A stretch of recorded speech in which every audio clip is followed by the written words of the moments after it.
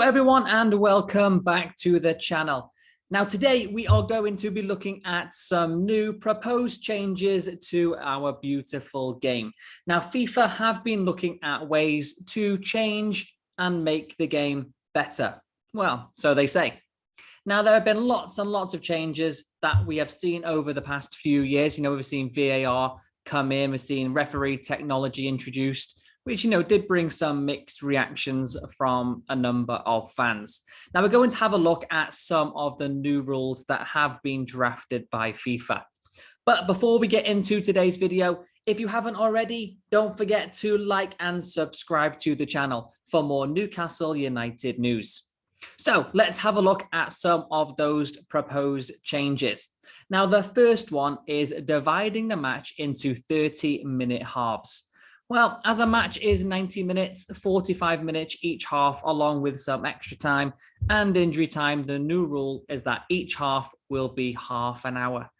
Now, half an hour of the game. So you're going to have 60 minutes of a whole football match. I'm not sure I quite like that one. I mean, it's just when you go to watch football, you want to see a proper full game, right? We've been used to having 90 minutes as well as extra time. I don't see how this change would be any benefit to the game, really. We're just watching less football. I don't think any fan would want to say that, yeah, let's reduce the time of the games and be like 30 minutes and people will be happy with that. I don't think that, that would be the case. So I'm not really sure about this new FIFA rule here.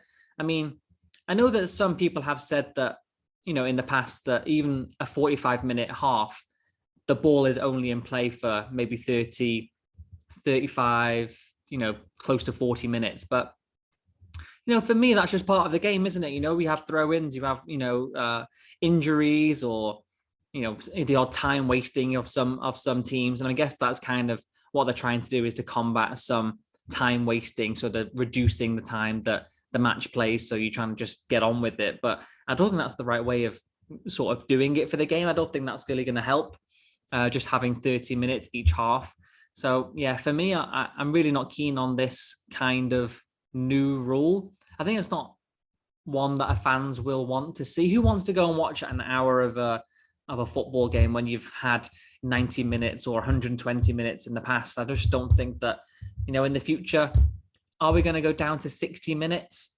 I don't see this one working at all. I don't see how this one, they're going to get this past anyone to be like, yeah, okay, we're going to accept this one.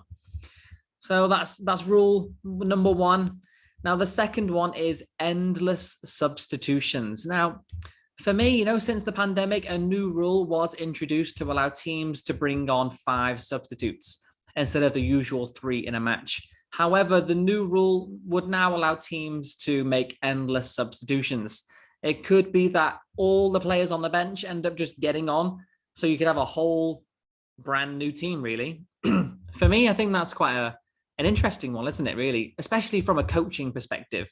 Now, if you think about some of the managers that are on the touchline now trying to, get the tactics right for every single game, you have all the pre-match analytics to have a look at the oppositions, and you're trying to figure out who's going to play in what position to beat the other team. And now if you think about it, it's going to be so much more difficult, isn't it? Because you have this, your first 11 basically, and then you have all of your substitutes, which could end up playing on the field. And I think that's quite nice. It could be looked in at 2 different ways, really. The first way you could look at it is from a coaching perspective, in ways that you're going to really see who has the mental capacity in the middle of a high intense game to know, okay, I have all of these substitutes, all could feature in this game, and who's going to make the most impact.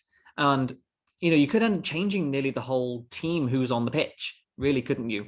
And as an opposition manager, you've got to be aware of that as well. So there's a lot more analytics that are going to go into the game, I think, moving forward. If this rule does come in, you look at, it's not just a first team 11 now, is it? It's everyone who's in the squad for that day. And then you also kind of think about how many people are going to be on the bench as well. So does that change? Do we have more players? And then looking at the manager's perspective, and you're looking at can I make these changes? Can I change the whole game? Because there's been plenty of times where you've seen that teams are playing and they're just playing really poorly. If you could just take the whole team out and put a brand new team on, or not even a brand new team, but you could change the whole defensive line, you could change the whole midfield line, and then just continue the game and see if that makes an actual difference. And the opposition manager's kind of looking at that thinking, damn, like, what do I do now? How can I combat those changes? And I think it is going to be a kind of like a tit for tat in terms of like players coming in and trying to change the way that the style of play as well. So I think that might be a really interesting one. So you've got the coach's perspective on one side, but then on the other side, you also have like the youth players. So at times that you'll have, lots of youth players coming into the squad and you're trying to bed them into the team and they never really get like a chance to play. And I think that moving forward, if you do have endless, substitutions, you could think of chucking some of these younger players on, especially, when you're winning a game by a large margin, you think, okay, the game's kind of won now.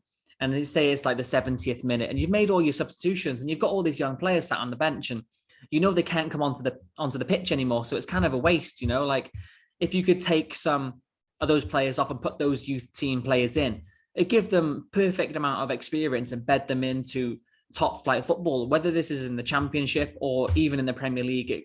It could be throughout every kind of league really, because all the youth players, especially in the Premier League teams, they end up loaning these players out because they never get game time to play in the Premier League anyway. And they end up going down into the Championship or to League One and League Two just to get playing experience. Now, with this new rule, you could see that these players end up retaining at the club and end up progressing through the club. Would that be a disadvantage for the teams below?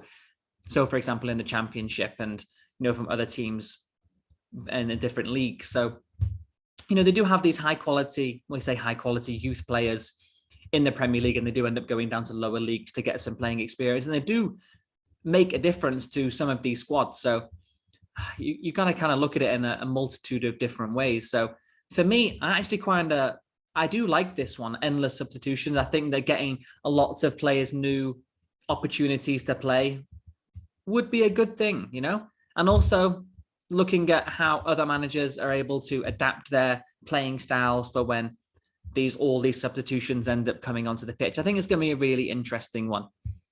Now, the third one that we're going to look at is no throw-ins. Now, this is a bizarre rule which is being discussed, is to have a kick-in, from outside rather than the throw-ins. So this is Arsene Wenger's kind of crazy idea. And he believes that kick-ins could be easier and faster, which could improve the game. I mean, I'm not sure about this one. This one's really up to interpretation, isn't it? Like, when you have a free kick in your own half and it's just, in the halfway line, in your own half, you end up getting the keeper and he knocks it down up front, right? And you end up playing for the ball in the opposition's half because the keeper's booted it all the way over, right? And I think that, does this become more of what happens in the future if we have these kick-ins? Because if you think about it, if you have a kick-in from the halfway line, he's going to do exactly the same as what you would have with a free kick, right? And the same with, it could be anywhere. I mean, even if it's in the final third of an opposition half, it becomes a corner, doesn't it? Basically, not as much, in the corner flag, but it's even a more advantage point for the attacking team, isn't it? Really, because you get more of the angle to knock that into the box. So, does it speed up the game though? I don't think it does. Why would it speed up the game? Because if anything, it's going to be more of like a free kick in terms of, we're going to have people marking each other. It's going to become a free kick, isn't it? Or even a corner. So is it going to stop people wasting time with the throw-ins? Are these kick-ins going to be any better? For me, I'm not sure about this one. I think this one's going to be one of those rules that kind of gets abused if this does end up coming in. I don't feel like it's going to speed up the game. I don't see how it's going to improve the game. I think if you think about it in terms of improving the game as having more goals in the game, maybe, because you're going to have more balls flying forward, aren't you? Because that's what the whole idea of a kick-in would be, because with a throw-in, you're not getting anywhere near, the distance unless you Rory the lap maybe. I think that's one of the reasons why, to get more goals. I'm not sure about this one. What do you think about this one?